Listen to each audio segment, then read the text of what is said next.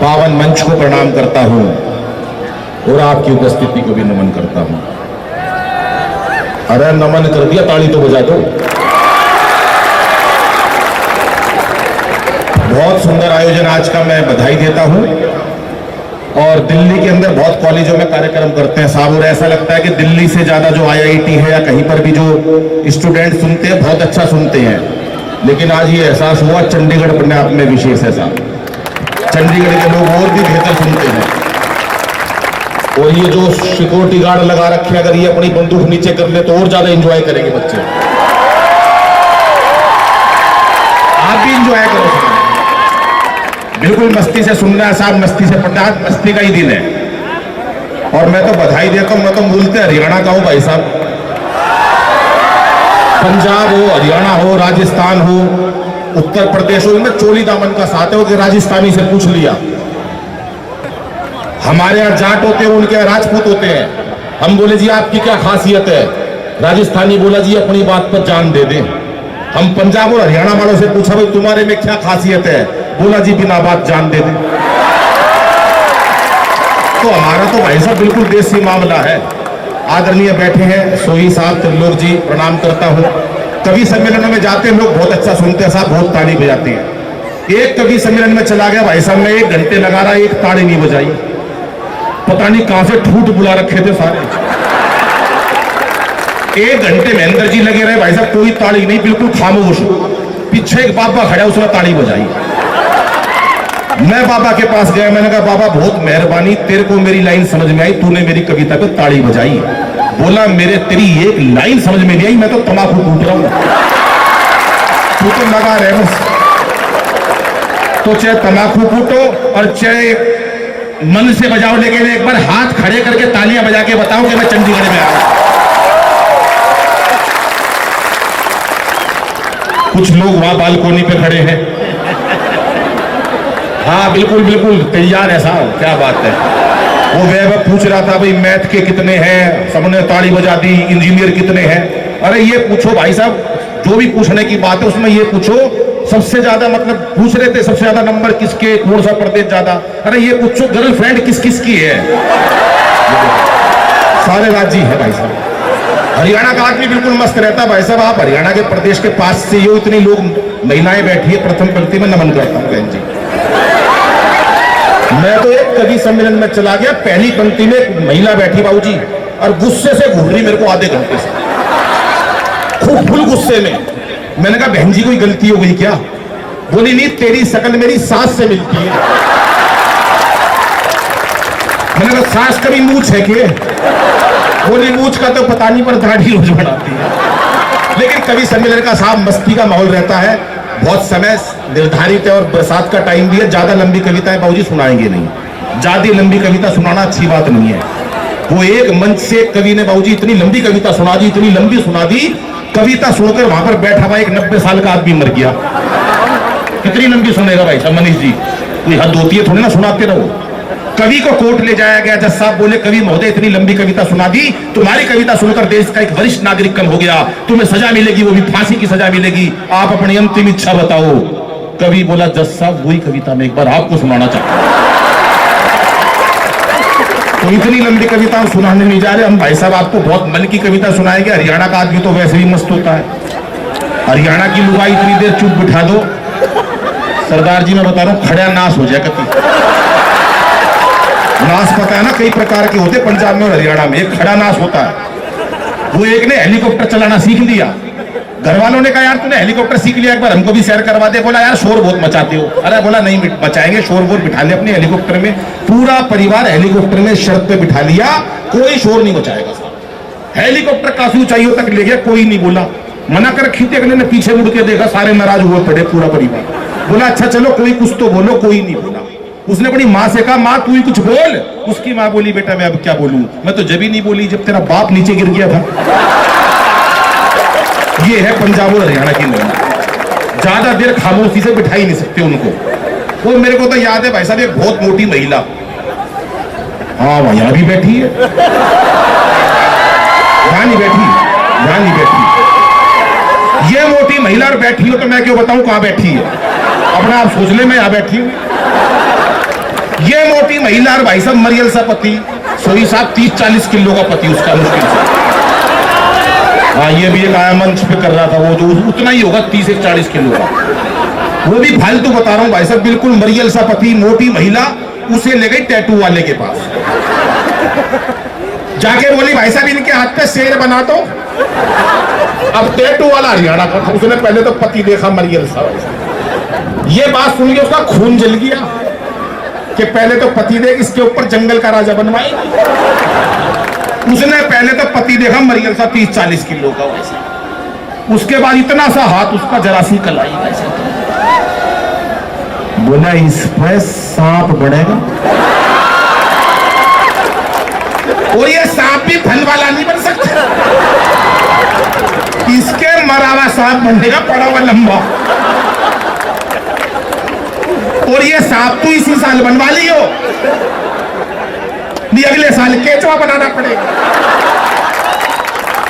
और बोली मेरे हाथ पे, बोला बहन जी तू चाहे पूरा चिड़ियाघर बनवा लो। हरियाणा की मस्ती और पंजाब की मस्ती एक विशेष रहती है साहब, लेकिन आज चेहरों पर तनाव रहता है हमारे, हंसना जैसे हम भूल गए। 4 पंक्तियां पढ़ता हूं कि हंसना हंसाना आदत है मेरी, अपना बनाना आदत है मेरी, लोग तो मुंह फेर के चल देते हैं, आवाज दे के बुलाना आदत है मेरी, आवाज दे के बुलाना। अभी मेरी बात हो रही थी सोई साहब से, हम बहुत अच्छा पढ़ाई करके इंजीनियर बन जाएंगे, डॉक्टर बन जाएंगे, और भी बहुत कुछ जीवन में ऐसा प्राप्त कर लेंगे, लेकिन क्या फायदा उस इंजीनियर का जो वहां पर जाकर नौकरी पे भी ठूठ सा बैठा रहे। पूछेंगे कहां से आया, बोला चंडीगढ़ यूनिवर्सिटी से आया हूं, लेकिन चंडीगढ़ यूनिवर्सिटी का स्टूडेंट ऐसा नहीं निकलना है। सबका चहुमुखी विकास करने के लिए आज का कवि सम्मेलन रखा है कि हम सामाजिक और साहित्यिक संस्कारिक हर एक क्षेत्र में आगे बढ़े, ऐसी चंडीगढ़ यूनिवर्सिटी है। ऐसा मैं आपसे कामना करता हूं कि हर बच्चे के चेहरे पर एक मुस्कुराहट हो, कोई तनाव ना हो। भाई साहब तालियां आप बहुत अच्छी बजा रहे हो, नहीं तो कवि सम्मेलनों में चले जाते सरदार जी। मैं एक कवि सम्मेलन में चला गया, हर आदमी ताली बजा रहा, एक बैठा ठूठ वो नहीं बजा रहा। मैंने कहा भाई तू क्यों नहीं बजा रहा? कह रहा मैं बड़ा आदमी हूं भाई साहब, मैंने तो आदमी रखे हुए। और मैंने कहा ताली बजाने के लिए आदमी टेक लिए। एक कविता सुनाई भाई साहब, सारे हंसे, वो ही नहीं हंसा। मैंने कहा भाई साहब आप क्यों नहीं हंस रहे? बोला बताया था ना बहुत बड़ा आदमी हूं, मैंने आदमी रखे हुए हैं। मैंने कहा अच्छा भाई तूने हर काम के लिए आदमी रखे हुए हैं। 4-5 दिन बाद वो सड़क पर मिल गया। मैंने कहा नमस्ते भाई साहब। बोला नमस्ते। मैंने सुना आपकी शादी हो गई? बोला हाँ। मैंने कहा आप हनीमून पे नहीं गए?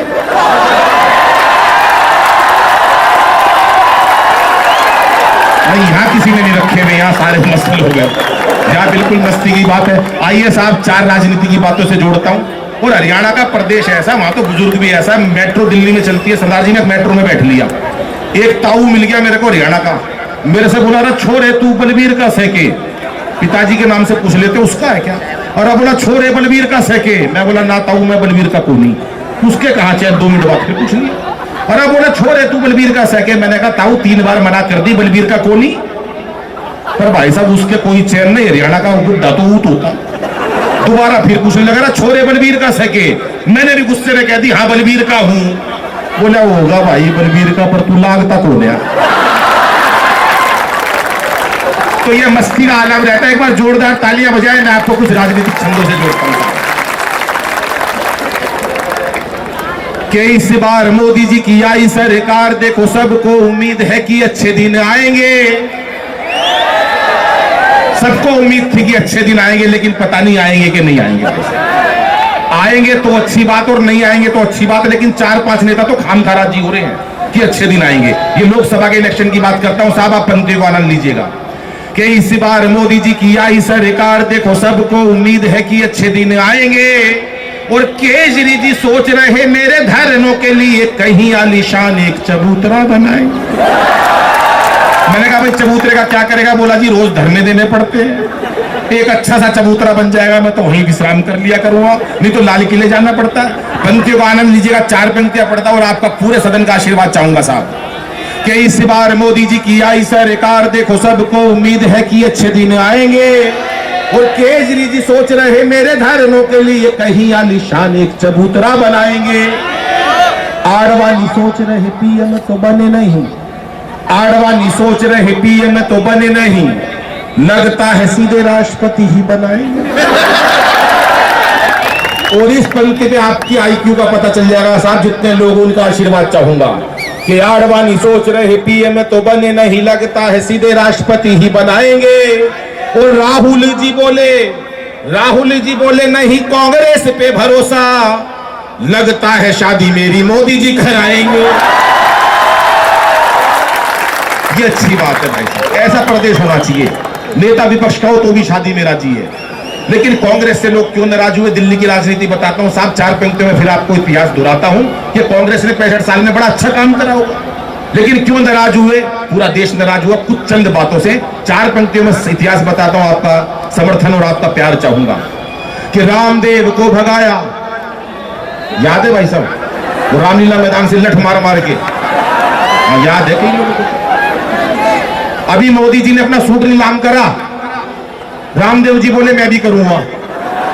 मैंने कहा भैया तुम्हारे पास कौन सा है? बोला वो रामलीला मैदान में पहन के भागा था। मैंने कहा अच्छा ये बताओ रामदेव जी, जिस टाइम आप वहां से भागे निकलकर, तो आपको मीडिया का डर था, पुलिस का डर था, किसका सबसे ज्यादा डर था? बोले मुझे तो यही डर था यार, मैं सूट में निकल रहा हूं, कहीं बाहर निकलकर आसाराम बापू ना मिल जाए।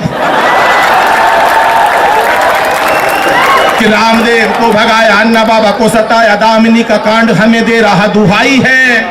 आप याद करो क्यों नाराज हुए लोग। रामदेव को भगाया, अन्ना बाबा को सताया, दामिनी का कांड हमें दे रहा दुहाई है।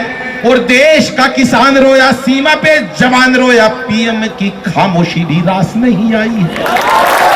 देश का किसान रोया, सीमा पे जवान रोया, पीएम की खामोशी भी रास नहीं आई है। और शीर्ष नेताओं ने सदा घटिया बयान दिए, शीर्ष नेताओं ने सदा घटिया बयान दिए।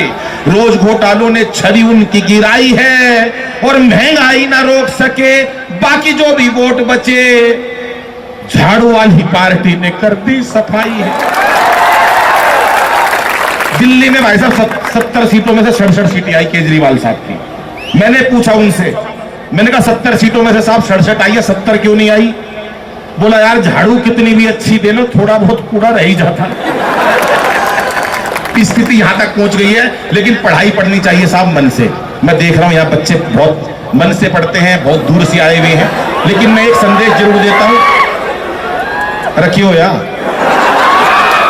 अच्छा एक आधा आदमी जरूर बुलाते कवि सम्मेलनों में ऐसा, भाई साहब इसको एक गैस की गोली दे दो, इसका 1 घंटा हो गया चैन नहीं लेगा। कई बार आदरणीय सुनील शर्मा जी ने भी कह ली, या वो अभी देखो मोदी जी ने एक बयान दिया कि ना खाऊंगा और ना खाने दूंगा। मैं एक बात ये पूछ रहा हूं भाई साहब, जब ना खाएगा ना खाने देगा तो फिर ये शौचालय किस लिए बनवा रहे हैं? ये इन लोगों के लिए बनवा रहे जिन्होंने भी आवाज निकाली थी। भैया इन्हें ले जाओ, एक बार करवा लाओ, एक बार जोरदार तालियां बजाए साहब मिलके। मैं आपको हास्य कविता से जोड़ता हूं। बालकोनी वाले का भी विशेष प्यार चाहूंगा साहब। हाँ ये बहुत, अरे इतना प्यार भी ना चाहिए, ये तो खुश हो गए, ज्यादा ही मस्ती में आ ली। देखो मस्ती से पढ़नी चाहिए, जैसे भाई साहब पंजाब का बच्चा पढ़ता, हरियाणा का बच्चा पढ़ता। वो एक का रिजल्ट आ गया, पिताजी ने पूछा भाई तेरा रिजल्ट आया था बेटा क्या हुआ? अरे बोला होना क्या था, वो सरपंच का छोरा फेल हो गया। बोला मैं तेरी बुझू हूं, तू क्या सरपंच का फेल हो गया? महाराज तेरा क्या हुआ? बोले इससे ज्यादा क्या कहूंगी, डॉक्टर का लड़का फेल हो गया। बोला सरपंच का हो गया, डॉक्टर का हो गया, और तेरा क्या हुआ? बोले जो हमारे स्कूल के प्रिंसिपल है उनका बेटा भी फेल हो गया। अरे बोला अपनी बता महाराज तेरा क्या हुआ? बोला फिर पिताजी तू कौन सा प्रधानमंत्री लाग रहा है, तेरा भी निमट लिया। तो ऐसी पढ़ाई मस्ती की साथ मैं इस चंडीगढ़ यूनिवर्सिटी के सभी छात्रों से निवेदन करूंगा कि आप ऐसी पढ़ाई पढ़ें जो देश में अपना नाम ऊंचा हो, इस संस्था का नाम हो और हमारे प्रधान जी का नाम ऊंचा हो। सरदार जी बैठे, मैं प्रणाम करता हूं। मैं बात तो इन पे भी बहुत कुछ कहना चाहता हूं, लेकिन समझ में नहीं आ रहा कहूं क्या नहीं कहूं, क्योंकि बाद में भाई साहब लिफाफा भी लेना और जाना भी इनसे ही है। हाँ जी हाँ, नहीं पर एक बात मेरी इनसे जरूर हुई थी, वो मैं जरूर बताऊंगा, चाहे लिफाफा मिले चाहे ना मिले। पीछे मेरे से इनका फोन आया कि अनिल भाई मेरा स्वास्थ्य ठीक नहीं रहता। मैंने कहा स्वास्थ्य ठीक नहीं रहता साहब, आप सुबह सुबह घूमने चले जाया करो। बोले यार क्या करूं अनिल भाई, आंख ही नहीं खुलती।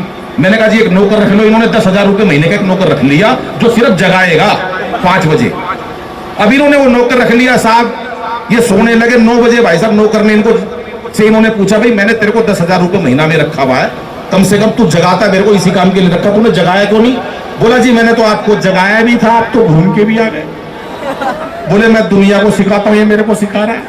मैं कब घूम के आ गया भैया? बोला जी मैंने आपको 5 बजे जगाया था, आपने 1 करवट उधर ली, 1 करवट उधर ली। मैंने सोचा बड़े आदमी इससे ज्यादा क्या घूमते हो। एक बार पूरी कमेटी के लिए तालियां बजाएं साहब, आपको ऐसे शिक्षक मिलेंगे।